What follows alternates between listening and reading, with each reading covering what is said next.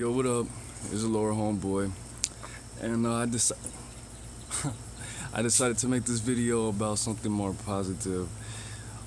This video is about interviewing and certain things to do in preparation for looking for a job. Okay, so my first tip is for you to call up these places that you want to work and ask when you can come for an interview. You don't have to fill out applications every time just to get an interview or even to get the job. You know what I mean? So, in the past, I have just skipped the application process, called, asked to speak to the manager, asked when I could come for an interview, bam, boom. And then when I got there, I interviewed, or when I was waiting on the manager, I filled out the application, so it didn't really matter. You don't always have to fill out applications to even interview or get the job. It's jobs that I got where I didn't fill out the application until after I got hired. So the application process, it can be a hindrance, it can be a tool to use to slow you down, and it shows that you're aggressive and that you know the system and that you have experience in looking for jobs. So definitely one of my more favorite tips. Next, your attire, how you dress, how you present yourself. Now, I was told by one of the homies that he was the manager at Burger King, Taco Bell, McDonald's, and he would not hire people who were overdressed because he always thought they had something to hide. Now, in my experience, I've never heard anyone say that or express that to me besides this guy. I think he was just overanalyzing the situations.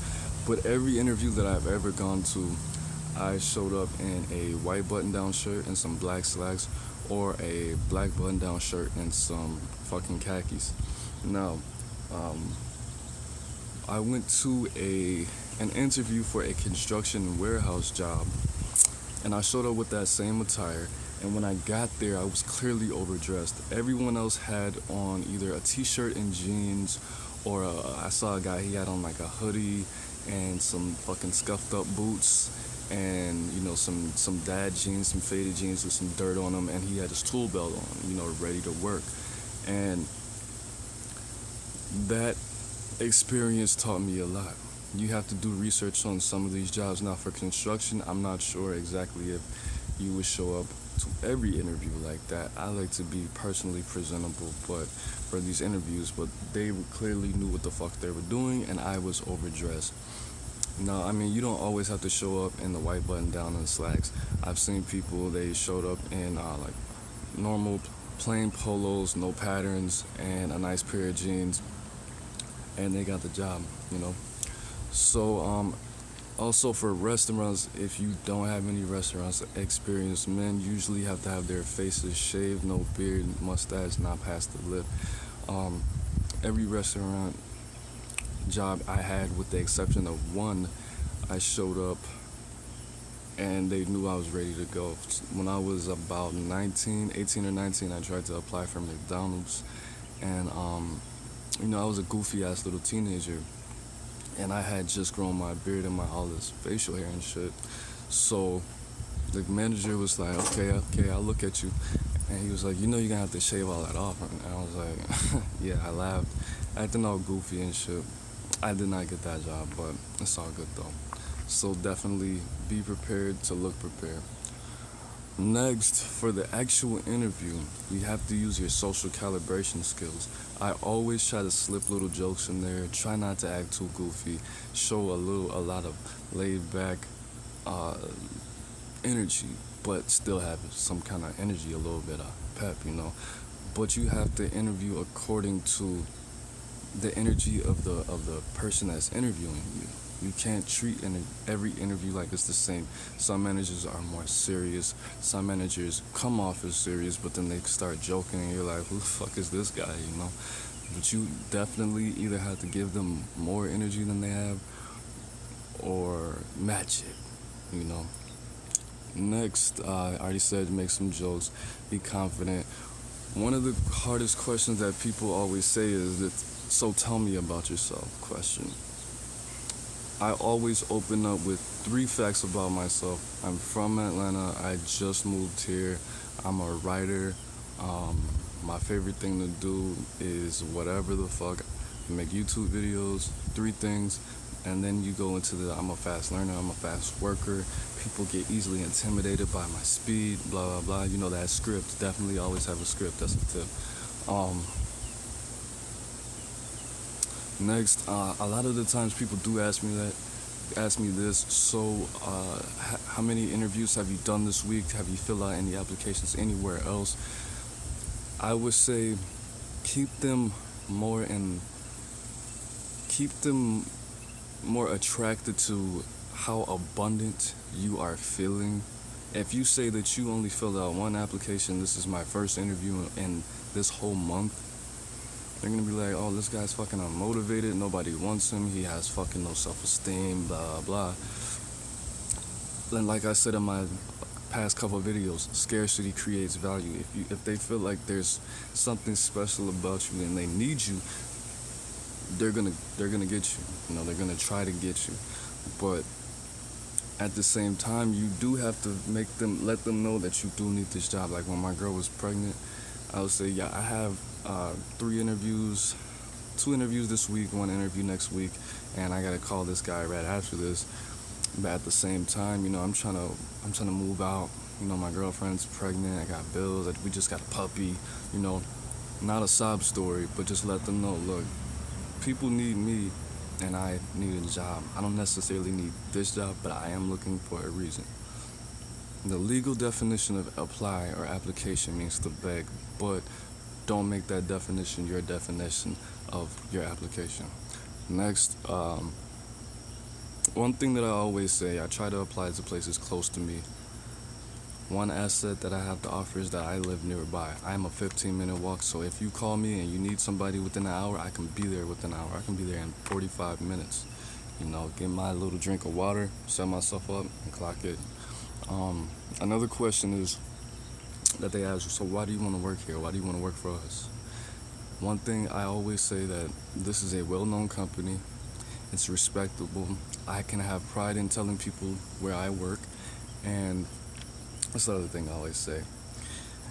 If it's a smaller establishment, like if it's a mom and pop store or some shit like that, or a store or a place where you don't have any experience, I always use the I'm just trying to expand my horizons. This would be a great opportunity. You know, it would add more color to my resume, things like that. So another tip I would like to give you is to bring your resume. Bring your ID, bring your social, your 2 forms of ID, shit like that. Next, when they ask you what experience that you have that you can offer to our business, you have to be creative. If you don't have any experience at all, if you're working fucking as a customer service representative or customer service job and you've only worked at McDonald's in the kitchen or a construction site, you definitely have to be creative. People love creative people. People love people that can think on their toes. And if you only worked at a deli and this is like a desk job or some shit, be creative, bro. Say some shit like, when we put this is kind of like answering the phones and taking notes. It's kind of like how I take notes and memorize things when I'm trying to put the deli sandwich together and blah blah blah. You know, be creative. Make everything seem like everything. That shows a lot of optimism and it shows a lot of bossness. Next, I would say ask a lot of questions. Make your interview your personal interview to that person. When they ask you for your weaknesses, the 3 things that I say is, sometimes I like to help my coworkers with their work so much I get caught up too much, and I try not to say I forget about my own shit, but you know, that'll show that you're a team member. Don't say that you forget about your own shit so much, or you try to help your coworkers out so much you forget about your own shit. I say sometimes I get involved in my work so deeply that I don't get to socialize with my coworkers, and that sometimes creates a weird energy between us. Not so much a conflict, but people like to socialize with their coworkers, and I like to, stay focused. I don't want to know your birthday. I don't want to come to your parties. I just want to come to work, say hi, and leave. Next, what else? Oh yeah, I say sometimes I get so involved in my work that people get intimidated by me because they always think I'm trying to be a manager. They always think I'm trying to show them up and show out and shit like that. That sounds kind of like corny and cocky, but it works, you know. I said it. I'm sure a lot of people said it. The common thing for people to say is that they're a perfectionist. Don't say that shit. That shit sounds fucking... That shit's too regurgitated. It's not new. It's not original. It's not spicy. It's fucking bland. It's whatever. I've only said that once, you know. And the last thing I say, when you end the interview, fucking ask when you're gonna know something. Ask what they start at. Ask these questions, bro. Think of 10 questions you wanna ask and ask them. For real, for real. One thing I forgot to say is, go in there, tell them you're fucking looking for the manager. You have an interview today. Go sit the fuck down. Look like you're chilling, but look like you're serious at the same time. When the manager walks up, stand up, shake his or her hand, ask them how they're doing today, blah, blah, and then go, get it back. Passion, energy, be laid back, and let them know that you can get there quickly. That's it. Like this video, subscribe to my channel, show this video, share it, comment, put it on your Twitter, take clips of it, put it on your Instagram, hashtag We The Bang, Laura Homeboy. Definitely put that hashtag We The Bang, WETHEBANG. Shout out to all my beautiful Tauruses again for sending me all that love, energy, not money, energy. That's it, Laura Homeboy. Get that money, man. Peace.